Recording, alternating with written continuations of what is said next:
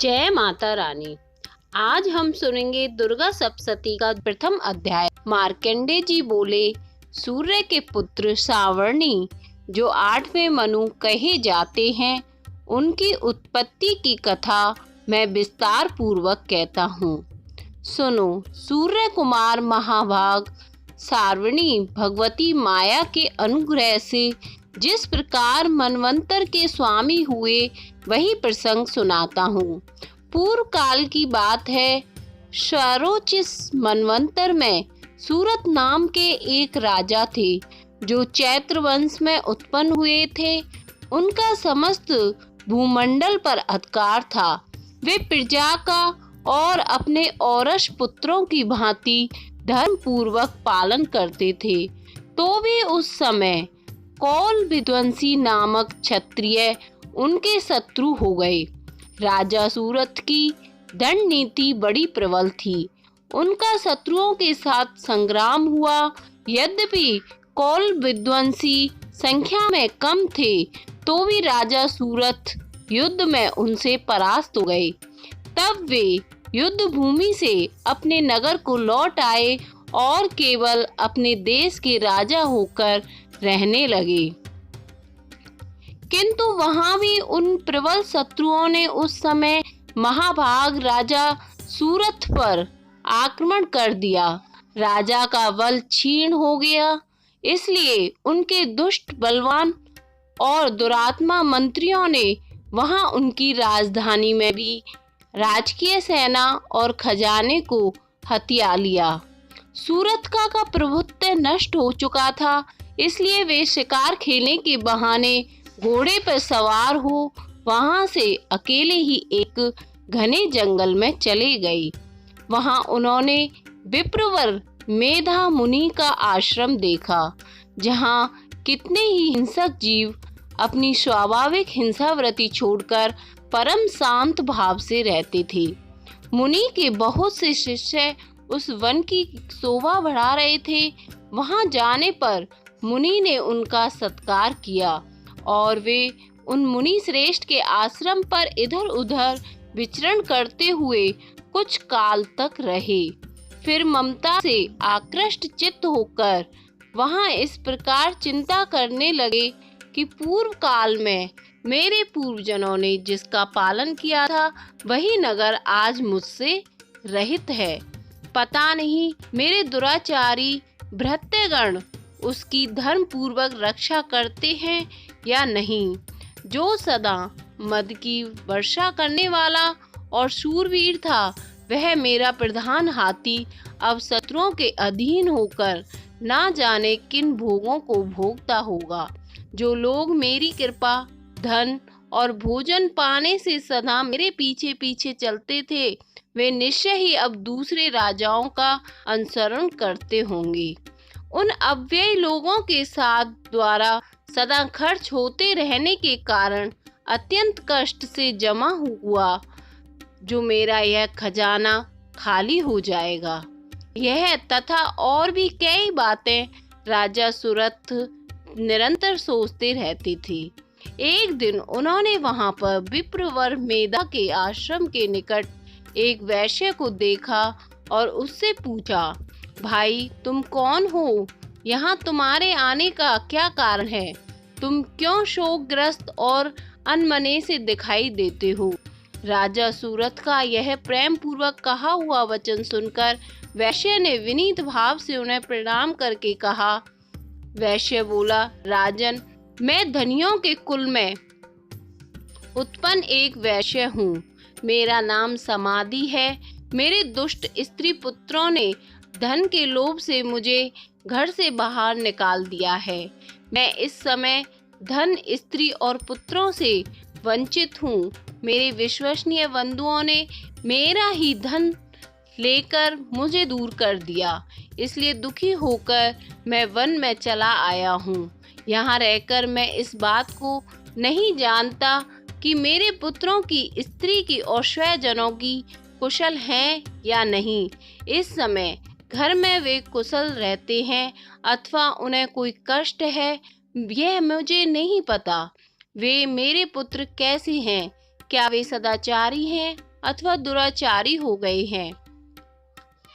राजा ने पूछा, जिन लोभी स्त्री पुत्र आदि ने धन के कारण तुम्हें घर से निकाल दिया, उनके प्रति तुम्हारे चित्त में इतना स्नेह का बंधन क्यों है?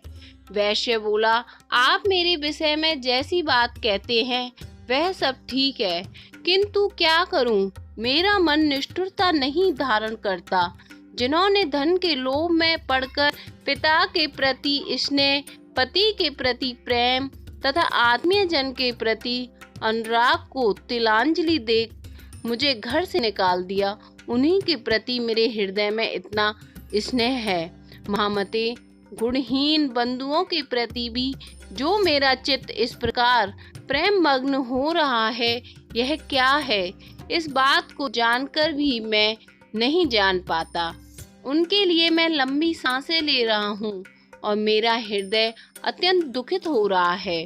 उन लोगों में प्रेम का सर्वथा अभाव है, तो भी उनके प्रति जो मेरा मन निष्ठुर नहीं हो पाता, इसके लिए क्या करूं? मार्कंडेय कहते हैं, ब्राह्मण तदंतर राजाओं में श्रेष्ठ सुरत और वह समाधि नामक वैश्य दोनों साक्षात मेधा मुनि के सेवा में उपस्थित हुए। उनके साथ यथोयोग्य न्याय अनुकूल विनयपूर्ण बर्ताव करके बैठे। तत्पश्चात वैश्य और राजा ने कुछ वार्तालाप आरंभ किया। राजा ने कहा, भगवान, मैं आपसे एक बात पूछना चाहता हूँ, उसे बताइए। मेरा अपने अधीन न होने के कारण वह बात मेरे मन को बहुत ही देती है।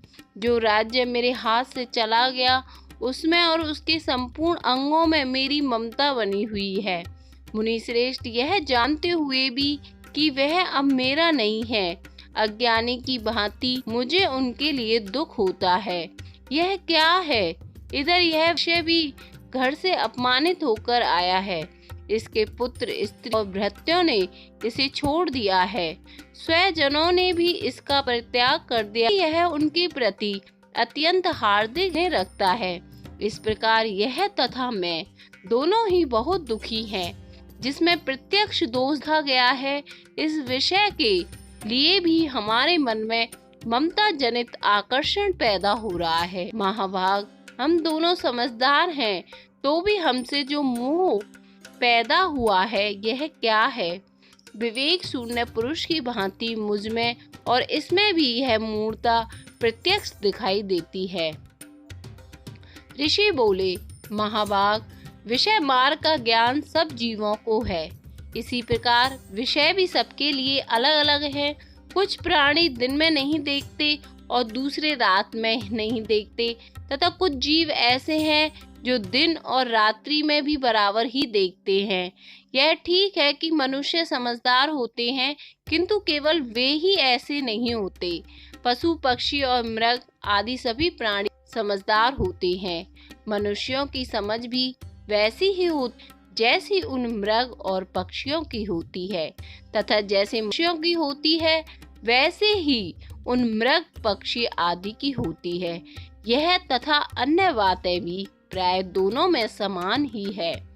समझ होने पर भी इन पक्षियों को तो देखो, ये स्वयं भूख से पीड़ित होते हुए भी मोहवश बच्चों की चोंच में अन्न के दाने डाल रहे हैं।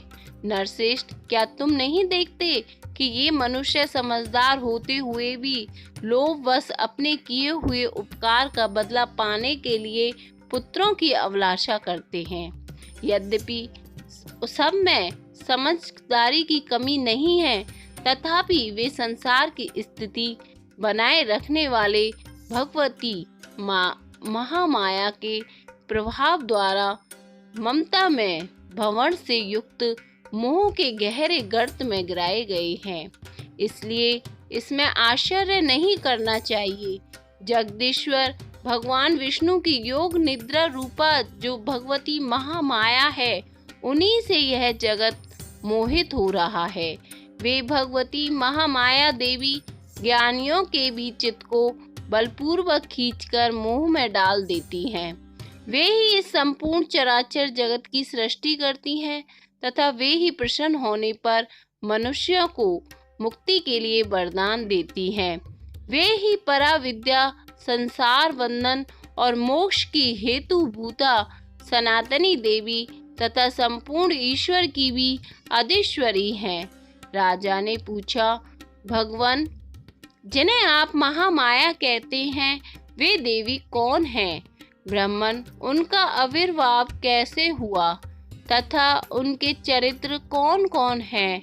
ब्रह्मा वेत्ताओं में श्रेष्ठ महेश से उन देवी का जैसा प्रवाह हो, जैसा स्वरूप हो, जिस प्रकार प्रादुर्भाव हुआ, वह सब मैं आपको अपने मुख से सुनाना चाहता हूँ। राजा ने पूछा, भगवान, उन्हें आप महामाया कहते हैं, वे देवी कौन है? ब्राह्मण, उनका आविर्भाव कैसे हुआ तथा उनके चरित्र कौन कौन है? ब्रह्मा वेत्ताओं में श्रेष्ठ महेश से उन देवी का जैसा प्रभाव हो, जैसा स्वरूप हो, जिस प्रकार प्रादुर्भाव हुआ, वह सब मैं आपके मुख से सुनना चाहता हूँ। ऋषि बोले, राजन, वास्तव में तो वे देवी नित्य स्वरूपा ही है। संपूर्ण जगत उन्हीं का रूप है तथा उन्होंने समस्त विश्व को व्याप्त कर रखा है। तथापि उनका प्राकट्य अनेक प्रकार से होता है, वह मुझसे सुनो। यद्यपि वे नित्य और अजन्मा है, तथापि जब देवताओं का कार्य सिद्ध करने के लिए प्रकट होती हैं, उस समय लोक में उत्पन्न हुई कहलाती हैं। कल्प के अंत में जब संपूर्ण जगत एकांत में निमग्न हो रहा था, सबके प्रभु भगवान विष्णु शेषनाग की सैया बिछाकर योग निद्रा का आश्रय ले सो रहे थे। उस समय उनके कानों के मैल से दो भयंकर असुर उत्पन्न हुए, जो मधु और कैटभ के नाम से विख्यात थे। वे दोनों ब्रह्मा जी का वध करने को तैयार हो गए। भगवान विष्णु के नाभि कमल में विराजमान प्रजापति ब्रह्मा जी ने जब उन दोनों भयानक असुरों को अपने पास आया और भगवान को सोया हुआ देखा, तब एकाग्र चित्त होकर उन्होंने भगवान विष्णु को जगाने के लिए उनके नेत्रों में निवास करने वाली योग निद्रा का स्तवन आरंभ किया, जो इस विश्व की अधीश्वरी, जगत को धारण करने वाली, संसार का पालन और संहार करने वाली तथा तेज स्वरूप भगवान विष्णु की अनुपम शक्ति है। उन्हीं भगवती निद्रा देवी की भगवान ब्रह्मा स्तुति करने लगे। ब्रह्मा जी ने कहा, देवी, तुमी स्वाहा, त्वमी स्वाधा और तुमी वस्तंकार हो। स्वर भी तुम्हारे ही स्वरूप हैं। तुम्ही जीवनदायिनी शुदा हो। नित्य अक्षर प्रणव में अकार, उकार, मकार, इन तीन मात्राओं के रूप में तुम्ही स्थित हो तथा इन तीन मात्राओं के अतिरिक्त जो बिंदु रूपा नित्य अर्ध मात्रा है, जिसका विशेष रूप से उच्चारण नहीं किया जा सकता, वह भी तुम ही हो। देवी, तुम ही संध्या, सावित्री तथा परम जननी हो। देवी, तुम इस विश्व ब्रह्मांड को धारण करती हो। तुमसे ही इस जगत की सृष्टि होती है, तुम्ही से इसका पालन होता है और सदा तुम ही कल्प के अंत में सबको अपना ग्रास बना लेती हो। जगन्मयी देवी, इस जगत को उत्पत्ति के समय तुम सृष्टि रूपा हो, पालन काल में स्थिति रूपा हो तथा कल्प अंत के समय संहार रूप धारण करने वाली हो।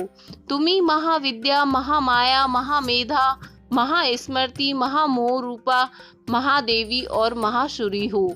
तुम्ही तीनों गुणों को उत्पन्न करने वाली सबकी प्रकृति हो। भयंकर काल रात्रि, महारात्रि और मोहरात्रि भी तुम्ही हो। तुम्ही ही हो श्री, तुम्ही हो ईश्वरी, तुम्ही हीम और तुम्ही बोध स्वरूपा बुद्धि हो। लज्जा, पुष्टि, तुष्टि, शांति और क्षमा भी तुम्ही हो। तुम खड्ग धारणी, शूल धारणी, घोर रूपा तथा गदा, चक्र, शंख, हे धनुष धारण करने वाली हो। वाण, भूषंडी और परिग, ये भी तुम्हारे अस्त्र हैं। तुम सौम्य और सौम्यतर हो।